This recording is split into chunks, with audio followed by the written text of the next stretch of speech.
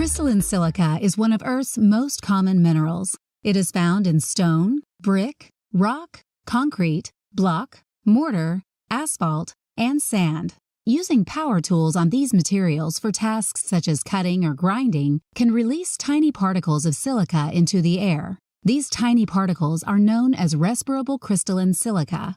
Workers who breathe in respirable crystalline silica can develop diseases that can be life-altering or deadly. Traditionally, on construction sites, silica with grinding and cutting produces a lot of dust. It gets into the workers' lungs. Exposure to respirable crystalline silica can cause silicosis, a disease that permanently scars the lungs. It can also cause lung cancer, kidney disease, or chronic obstructive pulmonary disease, also known as COPD. The chances of developing these diseases increase with higher and longer durations of exposure. What we're looking at on the left is a normal lung. You can see that the lung tissue on either side of the heart is dark and black, and that means it's full of air. And the X-ray on the right, you can see those white scars throughout the lungs on both sides. That's all scar tissue. Is from a patient with advanced silicosis. Without protection, workers who are exposed to very high levels of respirable crystalline silica during activities such as abrasive blasting with sand can develop silicosis within a period of months to a few years. Workers usually do not develop signs of silicosis until after they have been exposed for 10 years or more. Once silicosis symptoms, such as shortness of breath, appear, the symptoms can get worse over time, even after the worker stops working with silica.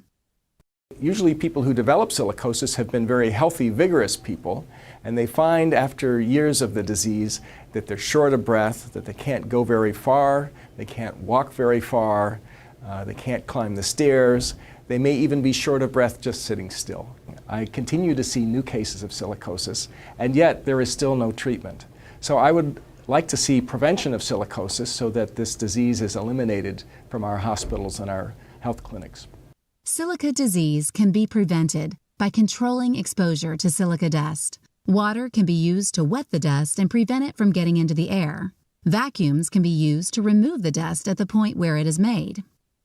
We stir up a lot of dust, so we try to prevent as much of it getting in the air as possible. So we use these vacuums. But while we're working on cutting the joints out, we create a lot of dust, which we collect in the vacuums inside these bags. Much rather have it in this bag than I would inside my lungs. Once I tried the new things, it worked well, because at the end of the day, I went home without silica dust in my lungs. I went home clean at the end of the day, and I got used to it. Gary Sasse's family business is stone carving. His father and his grandfather both died of silicosis.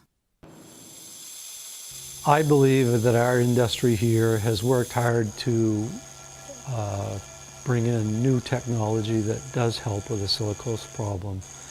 I also believe that there's also room for more education for the workers themselves to understand the critical reasons why they have to be very careful in this industry.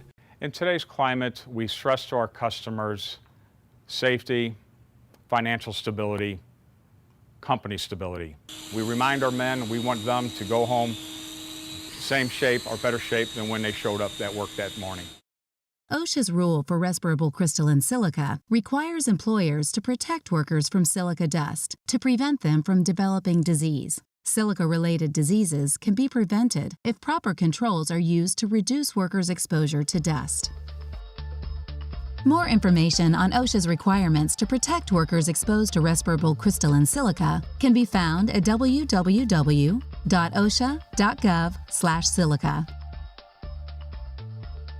For information about other OSHA health and safety standards, go to www.osha.gov or call 1-800-321-OSHA.